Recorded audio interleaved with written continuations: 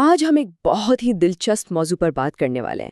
اکثر جب کسی بیماری کے علاج کی بات ہوتی ہے تو ہمارا دھیان صرف جسم پر ہوتا ہے نا؟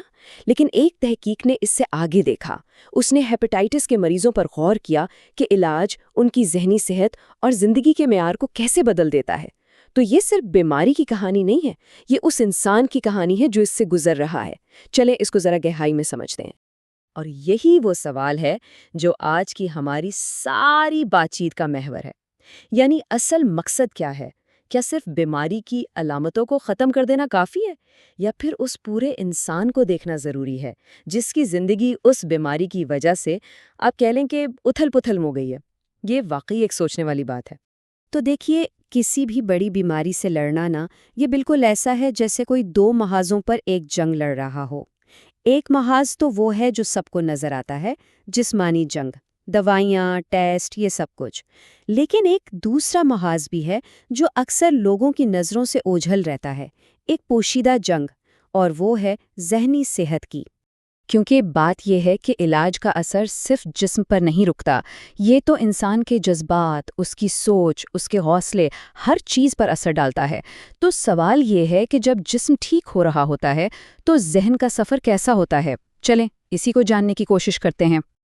اچھا، تو سب سے پہلے نا بالکل بنیادی بات سے شروع کرتے ہیں۔ یہ تحقیق جن دو بیماریوں کے گرد گھومتی ہے، یعنی ہیپاٹائٹس بی اور سی، یہ آخر ہیں کیا چیز؟ اگر بالکل آسان لفظوں میں سمجھیں تو ہیپاٹائٹس کا مطلب ہے جگر کی سوزش یا انفلیمیشن۔ اور یہ ہوتی کیوں ہے؟ زیادہ تر یہ ایک وائرس کی وجہ سے ہوتی ہے جو سیدھا ہمارے جسم کے ایک بہت ہی اہم عضو یعنی جگر پر حملہ کرتا ہے۔ اب دیکھیں، ہیپاٹائٹس بی اور سی ہیں تو دونوں جگر کی بیماریاں، لیکن ان کے پیچھے دو الگ الگ وائرس ہیں۔ فرق یہ ہے کہ ہیپاٹائٹس بی بعض اوقات کچھ عرصے بعد خود ہی ٹھیک ہو جاتا ہے، لیکن اکثر یہ دائمی یعنی لانگ ٹرم مسئلہ بن جاتا ہے۔ دوسری طرف ہیپاٹائٹس سی، اس کے دائمی ہونے کا خطرہ بہت زیادہ ہوتا ہے۔ اچھا، اب آتے ہیں کہانی کے دوسرے اور بہت اہم حصے پر، یعنی علاج۔ ان مریضوں کے لیے جو دوائیاں استعمال ہوتی ہیں انہیں کہتے ہیں اینٹی وائرل تھیراپی۔ لیکن اس علاج کی ایک قیمت بھی چکانی پڑتی ہے، اور یہاں بات صرف پیسوں کی نہیں ہو رہی۔ تو یہ اینٹی وائرل تھیراپی ہے کیا؟ دیکھیے، یہ ایک زبردست علاج ہے۔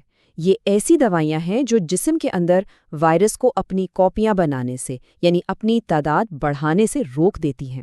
تو جب وائرس کمزور پڑ جاتا ہے تو ہمارے اپنے مدافعتی نظام کو یعنی امیون سسٹم کو اس پر قابو پانے کا موقع مل جاتا ہے۔ یہ واقعی ایک جان بچانے والا علاج ہے۔ اور اس تھیراپی کا مقصد بالکل صاف ہے، 3 بڑے مقاصد۔ پہلا، وائرس کو دبانا، اس کی سرگرمی کو ختم کرنا۔ دوسرا، جگر کو مزید نقصان سے بچانا۔ اور تیسرا اور سب سے اہم، مریض کی لمبی مدت کی صحت کو بہتر بنانا۔ یہ میڈیکل سائنس کی ایک بہت بڑی کامیابی ہے۔ لیکن یہاں کہانی میں ایک ٹوسٹ ہے۔ ہوتا یہ ہے کہ بہترین علاج بھی اپنے ساتھ کچھ نئے چیلنجز لے آتا ہے۔ یہ جو اتنی طاقتور دوائیاں ہوتی ہیں نا، ان کے کچھ ایسے سائیڈ ایفیکٹس یعنی ضمنی اثرات بھی ہو سکتے ہیں جنہیں ہم نظر انداز نہیں کر سکتے۔ اور یہ ایک بہت گہری حقیقت ہے کہ کبھی کبھی جو چیز بیماری کو ٹھیک کر رہی ہوتی ہے وہی خود ایک نیا چیلنج بن جاتی ہے۔ یہ ایک بہت ہی نازک بیلنس ہے جسے ڈاکٹرز اور مریض دونوں کو مل کر سمجھنا اور سنبھالنا پڑتا ہے۔ تو سوال یہ اٹھتا ہے کہ ریسرچرز یہ جو انسانی قیمت ہے اسے ناپتے کیسے ہیں؟ مطلب ڈپریشن یا معیار زندگی جیسی چیزوں کو آپ نمبروں میں کیسے تول سکتے ہیں؟ چلیں دیکھتے ہیں کہ وہ یہ کیسے کرتے ہیں۔ سب سے پہلے تو ڈپریشن۔ یہ سمجھنا ضروری ہے کہ ڈپریشن صرف اداس ہونا نہیں ہے۔ میڈیکل کی زبان میں یہ علامات کا ایک پورا اسپیکٹرم ہے جسے ہلکے، درمیانے اور شدید ان لیولز پر ناپا جا سکتا ہے۔ اور یہ پیمائش اس بات کی ہوتی ہے کہ کسی کی ذہنی حالت اس کے روزمرہ کے کام کاج پر کتنا اثر ڈال رہی ہے۔ پھر آتا ہے معیار زندگی یا کوالٹی آف لائف۔ اب اس کا مطلب بھی صرف یہ نہیں ہے کہ کوئی بیمار نہیں ہے، نہیں، یہ ایک بہت بڑی چھتری ہے جس کے نیچے جسمانی صحت تو ہے ہی، لیکن ساتھ میں ذہنی سکون، لوگوں سے تعلقات اور زندگی سے ایک مجموعی خوشی اور اطمینان، یہ سب کچھ شامل ہے۔ تو اس تحقیق کا جو بنیادی خیال تھا، جو ہائپوتھیسس تھا، وہ بہت دلچسپ ہے۔ یہ جو چارٹ نظر آ رہا ہے یہ اسی خیال کو دکھاتا ہے۔ سیدھی سی بات ہے، جیسے جیسے ڈپریشن کی شدت بڑھتی ہے، یعنی ہلکے سے شدید کی طرف جاتی ہے، ویسے ویسے زندگی کا معیار نیچے آتا جاتا ہے۔